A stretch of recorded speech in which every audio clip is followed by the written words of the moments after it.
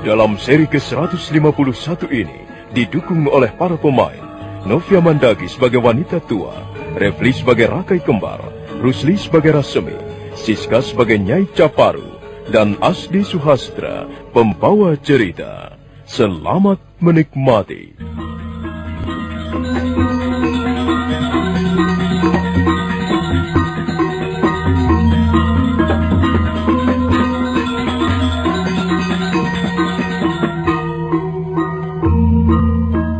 Hari Rabu atau Hari Buddha adalah hari libur.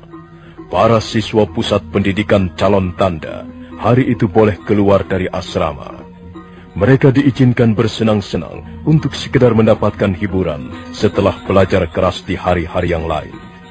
Sebagian ada yang pergi ke kota Raja Majapahit untuk melihat-lihat suasana keramaian ataupun tontonan. Sebagian ada yang pulang ke desanya. Sebagian yang lain memilih tinggal di asrama untuk membaca-baca buku di ruangan pustaka. Sementara itu, Rasemi dengan ditemani Rakai Kembar pergi ke desa Tumpih Angin. Desa Tumpih Angin terletak di sebelah barat kota Raja Majapahit, di sebuah kaki bukit yang indah. Di sudut desa, di tepi sebuah sungai kecil yang gemercik mengalir dengan tenang, nampak beberapa buah bangunan yang teratur dengan rapi. Sekalipun bangunan itu cukup sederhana, bahan-bahannya dari kayu hutan, tapi karena disusun dengan rapi dan udara sejuk, membuat suasana menjadi asri. Disitulah tempat berkumpulnya wanita-wanita cantik yang menjual diri, yang disebut jalir. Setelah menampatkan kudanya, Rasemi dan Rakai Kembar bergegas melangkah ke sebuah bangunan yang ukurannya lebih besar dari yang lain. Seorang wanita tua menghampiri mereka. Tuan Kembar sudah datang. Iya, Bi. Bi, kali ini aku datang tidak sendirian seperti biasanya. Tuh, lihat, Bi. Aku membawa seorang teman. Selamat datang, Tuan. Iya, Bi. Namanya Rasemi. Oh ya, selamat datang Tuan Rasemi. Selamat datang di Tumpi Angin. Iya, beginilah keadaan kami, Tuan. Mudah-mudahan saja tidak mengecewakan Tuan berdua. Tuan-tuan dapat mencari hiburan di tempat ini. Rasemi, Iya. aku akan pergi dulu. Kalau kau membutuhkan sesuatu, kau bisa mengatakannya kepada Bibi Wangking. Iya, pergilah Rakai Kembar. Aku tahu apa yang harus kulakukan di tempat seperti ini. Rakai Kembar tertawa, kemudian melangkah pergi. Bibi Wangking mendekati Rasemi sambil tersenyum ramah. Ayo Tuan Rasemi. Iya. Mari saya antarkan masuk ke dalam sana. Tuan Rasemi dapat memilih wanita macam mana saja seperti selera Tuan. Aku tidak terburu-buru, Bi. Aku masih mempunyai banyak waktu. Apakah Tuan Rasemi sudah biasa pergi ke tempat seperti ini, Tuan? Iya, tempat seperti ini biasanya dirahasiakan. Tapi bagi siapa yang berminat untuk mencari hiburan di tempat seperti ini, ada saja yang memberitahu. Tuan Rasemi pandai berkata-kata. Tuan Rasemi Iya. lain dengan Tuan Rakai Kembar. Tuan Rasemi orangnya tenang, sedangkan Tuan Rakai Kembar berangasan. Tapi beliau sudah menjadi langganan kami, Tuan. Hampir tiap hari Buddha, Tuan Rakai Kembar datang kemari. Beliau senang sekali dengan wanita cantik yang badannya agak gemuk. Kalau Tuan Rasemi bagaimana? Entahlah, Bi. Tapi kukira aku menyukai setiap wanita cantik. Ya, terutama sekali wanita cantik yang bisa memberikan hiburan bermutu. Wah, itu selera yang tinggi. Iya. Saya sendiri tidak yakin apakah di tempat kami ini ada wanita seperti itu. Biasanya mereka adalah wanita-wanita desa yang terpaksa menjadi seorang jalir karena hidupnya susah. Sebagian di antara mereka karena putus asa ditinggal suami, Tuan. Maaf, Bi Wangking. Aku ingin berjalan-jalan dulu. Aku ingin melihat-lihat suasana di sekitar tempat ini. Oh iya, Tuan. Kalau Tuan ingin makan ataupun minum, kami menyediakan tempat khusus. Tuan bisa duduk dengan nyaman sambil menikmati makanan-makanan yang enak. Kami juga menyediakan bermacam-macam tuak. Terima kasih, Bi. Nanti saja. Kalau aku membutuhkan sesuatu, aku akan mengatakannya kepadamu. Rasmi melangkah pergi. Bibi Wangking, wanita setengah tua yang sepertinya adalah seorang mucikari, mengawasi sampai Rasmi lenyap di balik sebuah bangunan. Aneh sekali orang itu. Dia tidak seperti Tuan Rakai Kembar. Dia pandai sekali berkata-kata.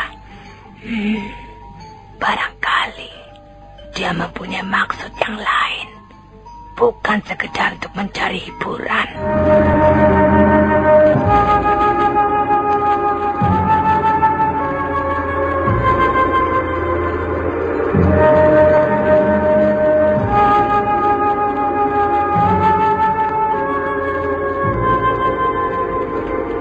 Rasmi melangkah perlahan-lahan sambil mengamati suasana di sekitarnya. Nampak beberapa orang jalir berjalan bergandengan dengan laki-laki memasuki sebuah pondok. Rata-rata mereka masih muda usia, dan rata-rata mereka mempunyai wajah yang cantik. Rasmi terus berjalan menyusuri jalanan setapak, yang kanan kirinya banyak tumbuh-tumbuhan bunga. Sebagian di antara mereka mekar dengan indahnya. Rasmi berhenti ketika di depannya melintang sebuah sungai kecil yang airnya jernih. Air sungai gemercik mengalir di sela-sela batu.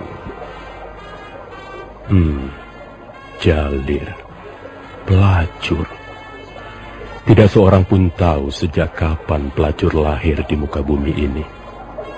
Barangkali usia seorang pelacur sama dengan usia manusia itu sendiri. Sejak zaman Prabu Erlangga, sampai sekarang ada saja seorang wanita cantik yang karena alasan tertentu, terpaksa menjual harga dirinya. Siapa yang dapat disalahkan? Aku mempunyai alasan untuk datang ke tempat ini. Dan alasanku jelas berbeda dengan alasan Rakai Kembar. Aku tidak ingin sekedar bersenang-senang memuaskan nafsu birahi dengan membeli tubuh seorang wanita cantik. Bukan itu tujuanku. Siapa kau ini?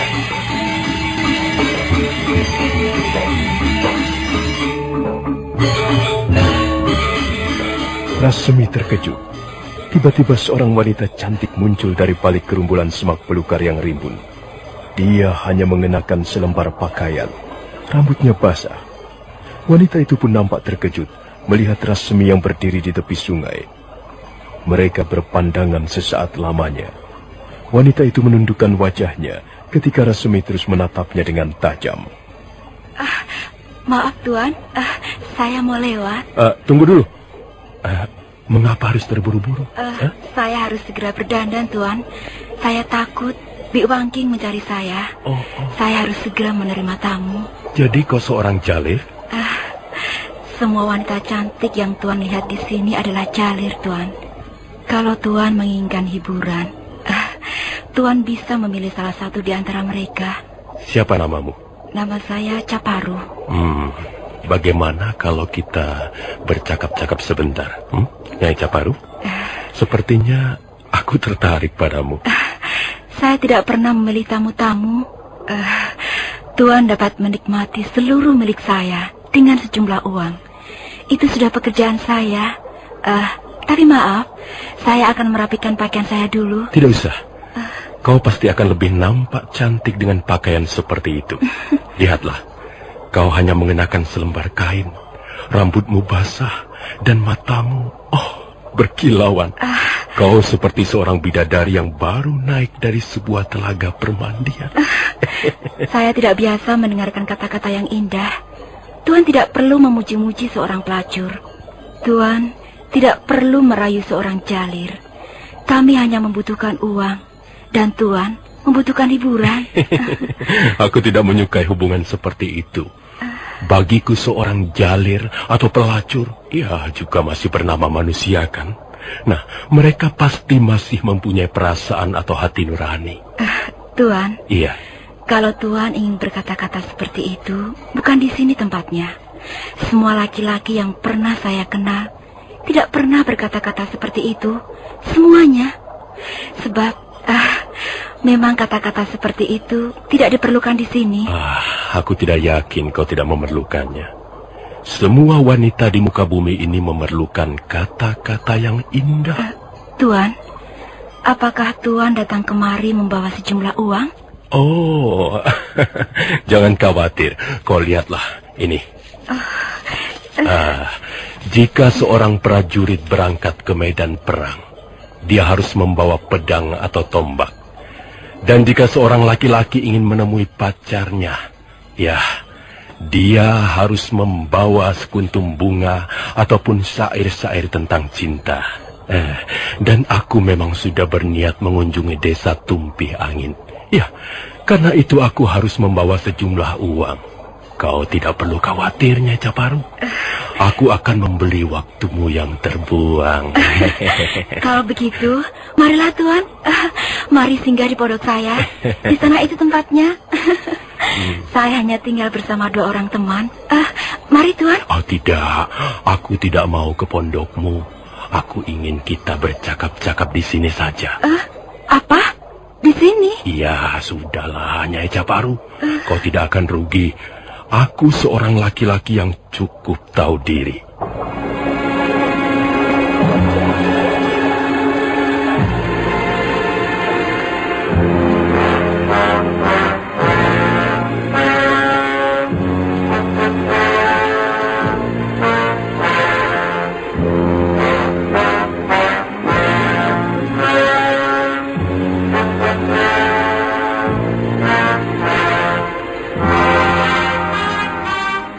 Rasemi menggandeng tangan Nyai Caparu yang lembut. Mereka lalu duduk di bawah pohon yang rindang. Sesaat lamanya mereka duduk di situ. Sementara mata mereka memandangi air sungai gemericik mengalir di sela-sela batu. Tuan aneh sekali. Belum pernah selama saya menjadi seorang jalir bertemu dengan seorang laki-laki seperti Tuan. Biasanya mereka bersikap tidak sabaran, Tuan. Aku selalu ingin menikmati makanan dengan caraku sendiri. Aku ingin mengunyah makanan sehingga sari-sarinya meresap ke seluruh pembuluh darahku ini. Suatu saat aku ingin makan di pendopo rumahku. Nah, pada saat lain aku ingin makan di tepi ladang. Dan pada saat yang lain lagi aku ingin makan di tepi sungai yang gemericik airnya. Suasana. Ya, aku membutuhkan suasana. Bukan hanya makanan. Maaf, saya belum tahu siapa nama Tuan. Namaku Rasemi. Kalau begitu, Tuan Rasemi mempunyai cita rasa yang tinggi. Apa katamu? Tuan Rasemi mempunyai selera yang tinggi. Sekarang saya tidak heran lagi. Rupanya saya sedang berhadapan dengan seorang bangsawan. Oh, aku bukan bangsawan. Aku hanya berasal dari golongan Weisha. Baiklah. Saya tidak bisa berkata apa-apa lagi. Karena Tuan akan membayar saya, maka sekarang saya akan menuruti apa saja keinginan Tuan. Aku hanya ingin bercakap-cakap dengan seorang jalir yang cantik jelita, yang namanya Nyai Caparu. Apakah ada yang ingin Tuan ketahui tentang diri saya? Kecuali bahwa saya seorang jalir, seorang pelacur, Tuan. Nyai Caparu, kau pasti mempunyai alasan yang kuat sehingga kau tinggal di sudut desa Tumpih Angin ini. Saya telah dikecewakan seorang laki-laki. Siapa dia? Suami saya. Oh, aku tahu itu. Suamimu itu pastilah seorang laki-laki yang tidak bertanggung jawab. Iya, dulu saya mencintainya. Dulu kami pernah mengalami saat-saat yang manis, Tuan. Tapi akhirnya semuanya berubah. Suami saya tidak tahan mengalami goncangan hidup berumah tangga. Suami saya adalah anak seorang kepala desa yang kaya raya. Setelah orang tuanya meninggal dan jabatan kepala desa jatuh ke tangan orang lain, kehidupan kami menjadi melarat. 2 orang anak kami terlantar. Suami saya terjerat minuman keras. Dia selalu pulang larut malam dalam keadaan mabuk. Hati saya sedih. Kami telah jatuh dan sulit untuk bangun kembali. Itu merupakan kisah lama. Banyak sekali keluarga mengalami hal-hal seperti itu. Godaan di dalam hidup ini banyak ragamnya. Ya, itulah Tuan Rasmi. Suami saya tidak tahan godaan. Sampai suatu ketika dia berbuat nekat. Dia menjual istrinya sendiri kepada seorang saudagar kaya, hanya memperoleh 5 keping perak. Tuan Rasmi, saya tidak dapat membayangkan kehancuran seperti itu.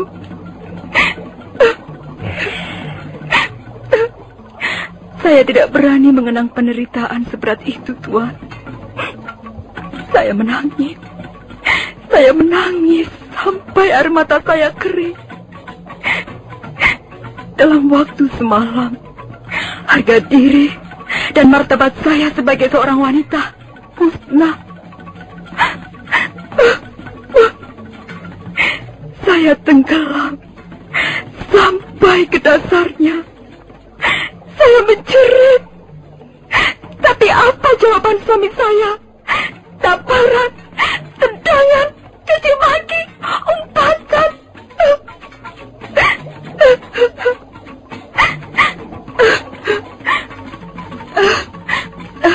Sudahlah Tuan Rasmi. Saya tidak dapat melanjutkannya. Saya telah menjadi wanita yang paling hina. Hina, kotor, dan penuh dosa. Ya, barangkali memang sudah menjadi garis nasib saya. Lalu di mana suamimu sekarang? Dia sudah mati. Oh. Pada saat sedang mabuk, dia terlibat perkelahian dengan salah seorang teman. Tapi aneh sekali, Tuan Rasmi. Iya. Saya sama sekali tidak menangis pada saat mendengar berita kematiannya. Sebenarnya saya ingin menangis, karena dia adalah suami saya. Tapi saya tidak bisa. Air mata saya tidak mau keluar. Tapi pada saat saya melihat 2 orang anak saya yang masih kecil, saya tidak tahan lagi. Hati saya menjerit. Saya pingsan. Dan saya sempat jatuh sakit 2 bulan lamanya.